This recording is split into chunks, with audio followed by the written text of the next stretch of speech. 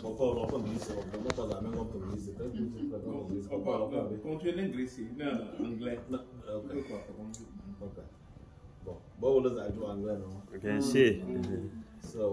the reason why we're here this evening is to come and talk to you guys about LACAM. I'm sure you guys heard about it, but it's always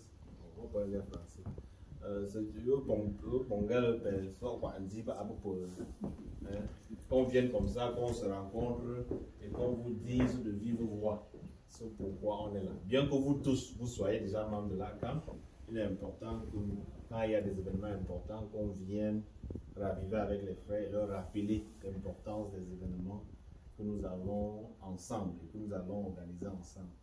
Donc, je vais d'abord commencer par vous donner un petit bref aperçu de ce que c'est que l'ACAM avant d'aller sur l'événement qui nous amène ici aujourd'hui.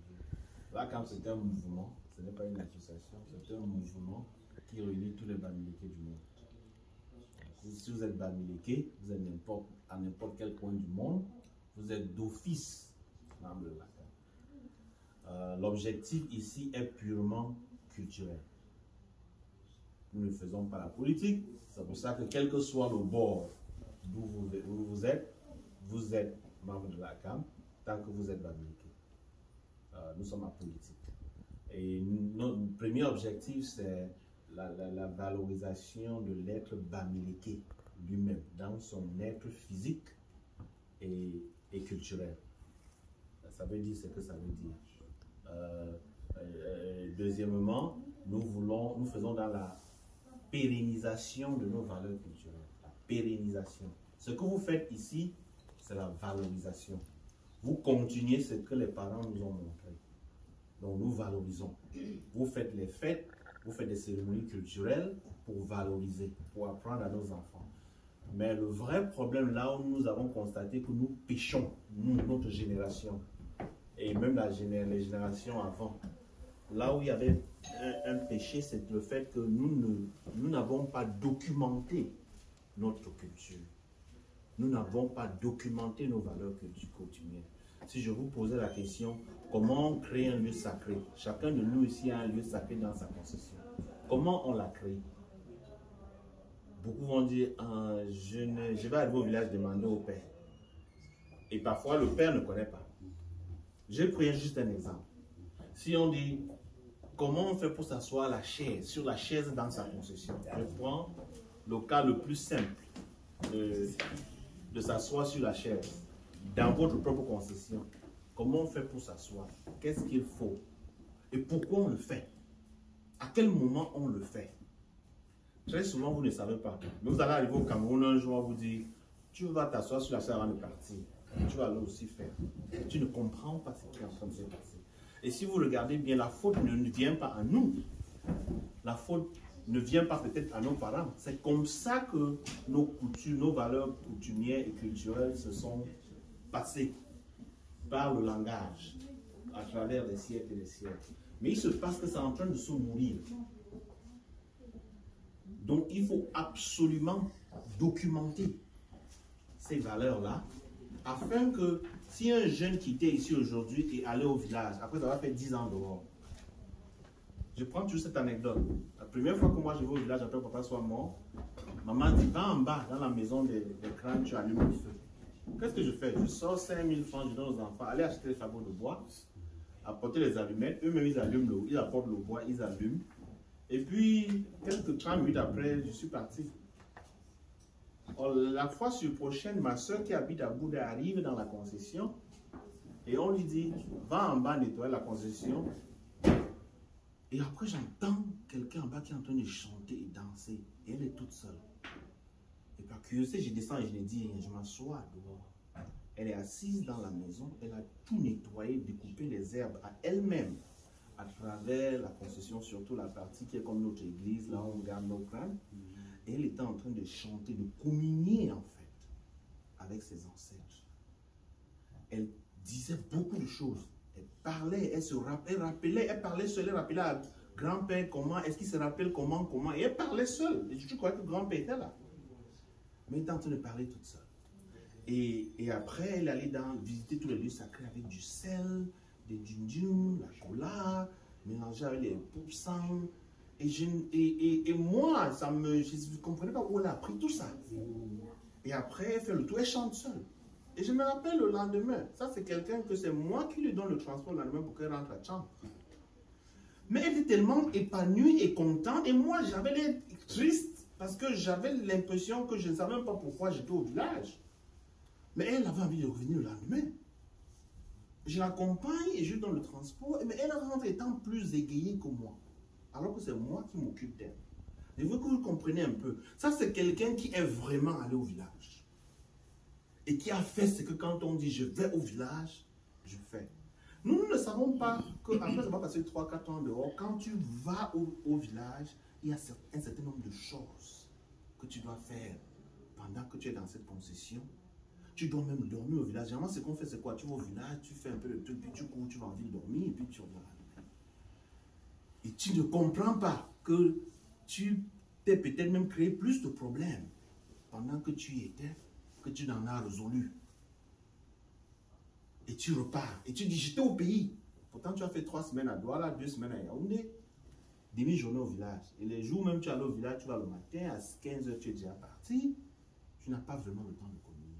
Tu n'as pas le temps d'allumer le feu là de toi-même. Tu n'as pas le temps d'aller prendre le bois de toi-même. Tu n'as pas le temps de faire un certain nombre de choses. D'avoir cette tension-là que tu dois avoir de nos ancêtres chaque fois que tu visites la concession familiale avant de partir. Maintenant, quand je vais au village, le jour où je pars, je suis pas content. J'ai envie de revenir. Et c'est là où je comprends que maintenant, je vais vraiment au village.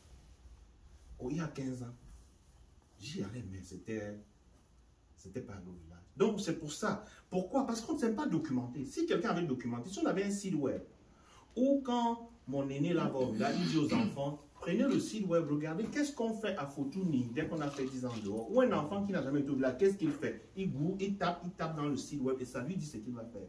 L'enfant revisite ça avant même de prendre la vie à papa. Et quand papa est au village, papa, tu as oublié on a dit qu'on devait d'abord, parce qu'il lit. Et il dit, papa, rappelle-toi qu'on doit aussi faire, que ça dit qu'on doit faire. Que l'enfant par là, même si nous ne sommes pas là demain, sait ce qu'il faut faire. Par rapport à telle étape, par rapport à telle étape, par rapport à telle étape. Peut-être à une époque dans la concession, il faudrait un lieu sacré. Comment on en crée un? L'enfant peut lire et suivre les étapes et faire ce qu'il faut faire.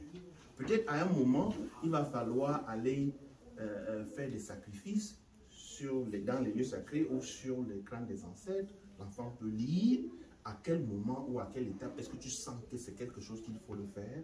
Et l'enfant peut lire et demander de l'aide s'il ne connaît pas le faire. Il peut m'aller rendre visite même après nous ne sommes pas là. Et il demande l'aide. Je sais que je dois faire telle chose, mais je n'ai jamais fait. Quelqu'un peut-il me guider? C'est comme ça qu'on laisse. Ça c'est notre point focal. Cette pérennisation de nos valeurs culturelles. C'est là où nous nous sommes focalisés. Nous sommes en train qu'une encyclopédie de la culture bamileke. Et le site web sera notre vitrine où tout ça sera concentré. Donc, il y a dans les objectifs un autre point qui concerne le génocide bamileke. De les années 50 à 71, nous savons tout ce qui s'est passé. On nous appelait des maquisards. Pourquoi? Parce que nous défendions notre cuir, notre tarot. On voulait pouvoir faire ce que nous sommes en train de faire là aujourd'hui. Les autres ne le font pas. Pensiez-vous que dans le sud, par exemple, on ne faisait pas ce qu'on fait là? Il y a 2 siècles, 3 siècles, on le faisait. Mais c'est parti où? Où sont parties ces valeurs-là? Donc, nous voulons donc... il y a ce problème de génocide bamileke des années 50 à 71 que depuis 4 ans, nous avons appris. L'année dernière, on était à Pittsburgh. Cette année, on sera toujours à Pittsburgh en janvier 2024 pour la commémoration du génocide bamileke. Ces gens-là sont morts. Vous savez que dans la culture bamileke, quand vous naissez, vous grandissez, on fait d'abord le voir bébé. Non, les gens pensent que c'est né aux États-Unis. Pourtant, vous vous rappelez bien que quand maman accouchait, on venait, on faisait le cuir avec le gobelet, avec le bouffon, on tape un bois et on voit le bébé, on lui confie le bébé, elle élève le bébé, papa va se battre, lui donne les moyens d'élever les enfants, elle élève les enfants grandissent, vont peut-être à l'école ou font leur commerce, font des choses pour la communauté apprécie, le chef du village en retour le récompense avec un titre de notabilité. Après, il décède, Mais puis il faut qu'il rentre dans le grand des ancêtres. Chez nous, pour entrer dans le cadre des ancêtres, il faut la canonisation. Il faut qu'on fasse ce qu'il faut faire pour que tu deviennes ancêtre. Tous nos héros qui sont morts, sont-ils des ancêtres? Pouvons-nous prier à travers eux? Est-ce que leur deuil a été fait? C'est pour ça que nous faisons ce deuil-là, pour ces héros-là, qui sont morts pour nous, et qu'on appelait des marquisans. Moi, je vais arrêter pour moi à ce niveau-là, et les autres frères vont continuer. Oui, bonsoir encore. Nous saluons toute la notabilité établie dans la maison. Nous saluons la famille Foutouni. Vous allez transmettre nos salutations distinguées au roi des Foutouni. Il a tout dit, hein, il a tout dit. Je n'ai pas grand chose à ajouter, sauf que ils savent que nous avons dans les objectifs à court terme et à long terme. À long terme, c'est l'écriture d'une encyclopédie des écritures marocaines, comme il a dit. Et à court et à moyen terme, nous avons donc la célébration de nos héros qui sont morts pendant la lutte des indépendances. Et ceci passe par ce qu'il a dit là, la reconnaissance officielle en tant qu'entité bamileke des efforts qu'ils ont fournis pour que nous soyons où nous sommes aujourd'hui. Et pour ce faire, nous avons besoin du concours de toutes les associations culturelles établies comme Foutouni USA pour atteindre cet objectif-là. Donc c'est pour ça que nous sommes là. Donc, nous avons la chance d'avoir la présidente du comité central d'organisation de l'événement de Pittsburgh. Elle est ici avec nous, Maman Adassa.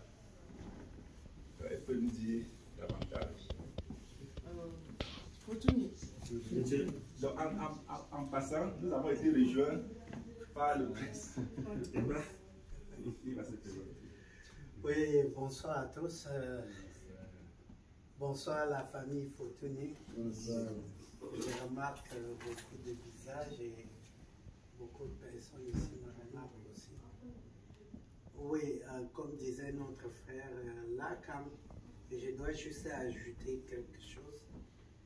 La petite chose que je dois ajouter, c'est que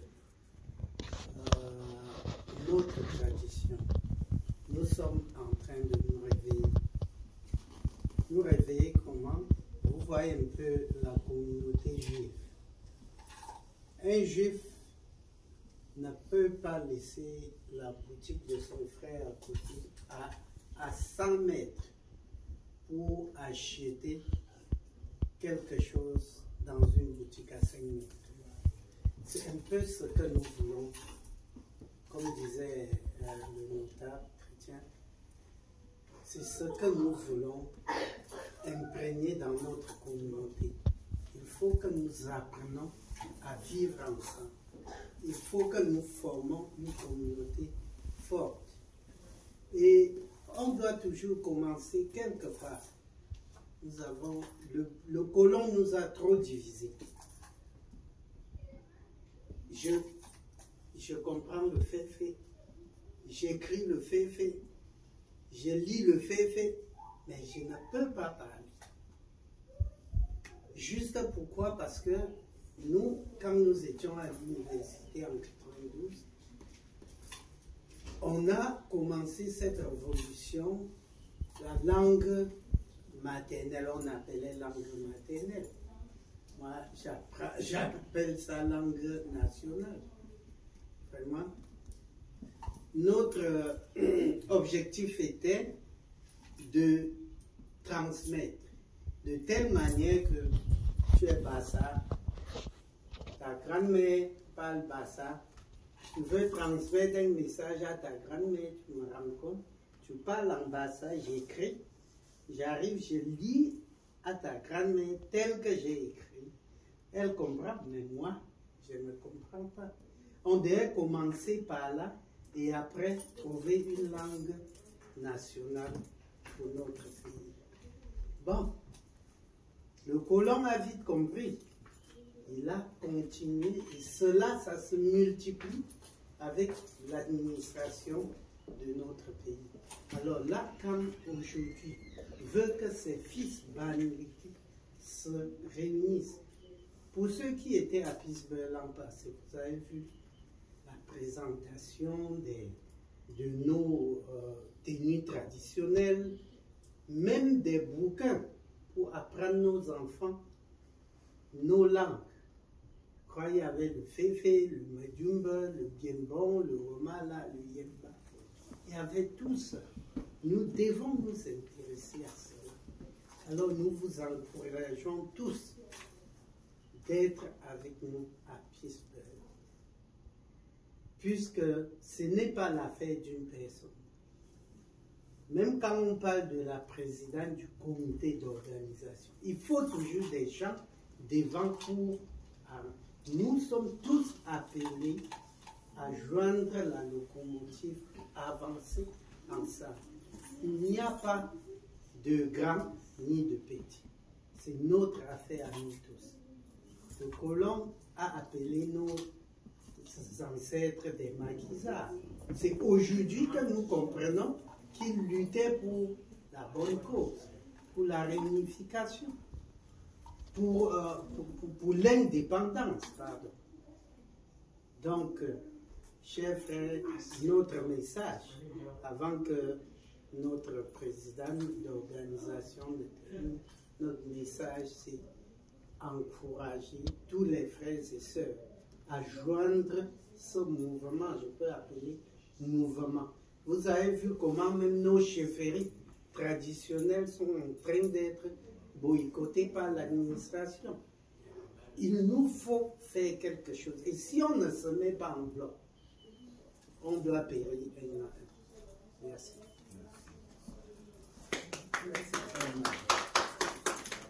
Continue. Je crois que ça fait juste 3 mois que j'étais dans cette maison. Et me voici encore. Je ne suis pas là en tant que président du comité d'organisation, je suis là en tant que fille Bamileke. Je suis là en tant que fille de l'ACAM. Je suis venue aujourd'hui avec mes frères pour que, ensemble, nous puissions construire, pour qu'ensemble, nous puissions rentrer dans nos traditions, comme il a dit tantôt. L'ACAM c'est quoi? L'ACAM c'est toi, l'ACAM c'est moi, l'ACAM c'est nous ici. L'ACAM c'est la MIFI, l'ACAM c'est le ND, l'ACAM c'est le ONCAM, l'ACAM c'est la mémoire, donc c'est tout ça. Et ils ont déjà tout dit. On a commencé par le grand notable Kawembe, après le grand notable Foko et après le 15. Ils ont tout dit, je n'ai pas grand chose à dire. Ils ont parlé de la commémoration et vous savez, à l'époque quand je grandissais, je voyais ma grand-mère, elle partait dans un village à Badenkop. Moi je suis de Banjou, mais elle partait à Badenkop et quand on dit tu étais où, elle dit elle était à Badenkop. On n'a pas de famille à Badenkop. Elle dit qu'elle est allée Tedo faire des sacrifices dans un carrefour à Badenkop parce qu'on n'a pas de maison à Badenkop. Et quand on lui demande à la grand-mère, elle dit que c'est là où on avait coupé la tête d'un de nos grands-pères. Donc, dans chaque famille, il y a eu quelqu'un qui est sorti et il n'est jamais rentré. Quelqu'un qu'on n'a jamais fait son deuil. Et vous voyez la chute de l'amitié. Donc, c'est là où on coupait nos parents, la tête de nos parents et on partait là-bas jeter.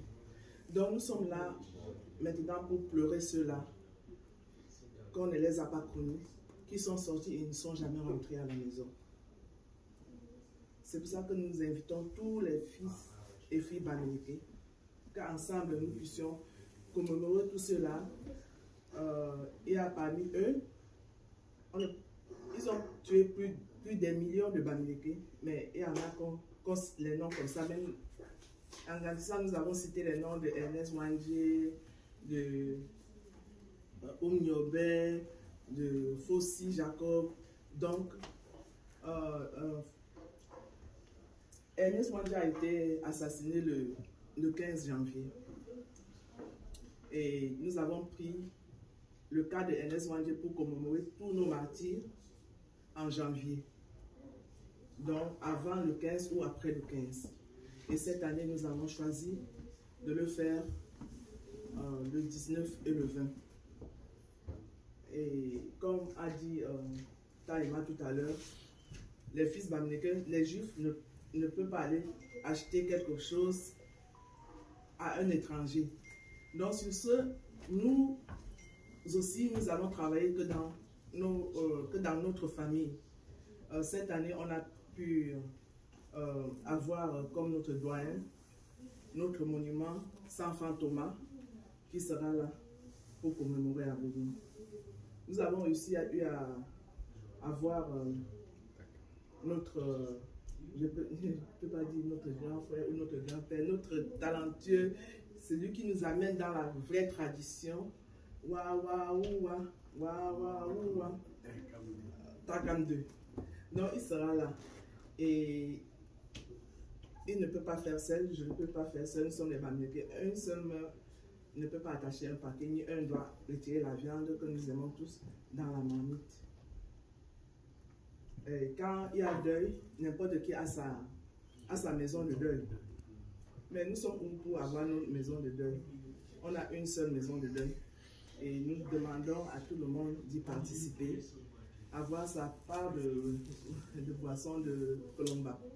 Et ensemble, on va mettre together et on va le faire le 19 et le 20. Et nous avons un site web. Nous avons des flyers qui circulent. Je crois que le président a déjà reçu certainement les flyers. Et quand on forward, nous sommes dans les groupes bamileke ensemble. On forward ça tout le temps.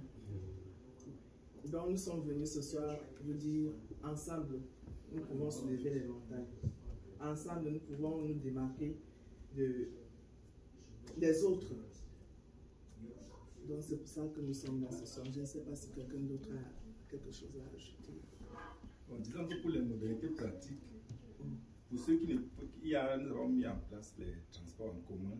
Pour ceux qui ne peuvent pas voyager seuls, il y a un chanteur qui va quitter ici, n'est-ce pas, vendredi 19. Sûrement. Oui. Parce que là, tu entres déjà dans l'organisation. Mais nous voulons d'abord que tout membre bamileke soit inscrit dans la CAM. Et quand il est inscrit dans la CAM, il a le droit d'être dans n'importe quelle commission, que ce soit logistique, que ce soit artiste, que ce soit tradition, nous avons besoin. Le père, tu es dans la tradition. Donc, nous avons besoin de tout ça. Donc, il parlait un peu ici du logistique. Je suis déjà dedans. Donc, voilà. Voilà. Donc, le père connaît mieux. Il doit transférer ça dans le forum de la CAM.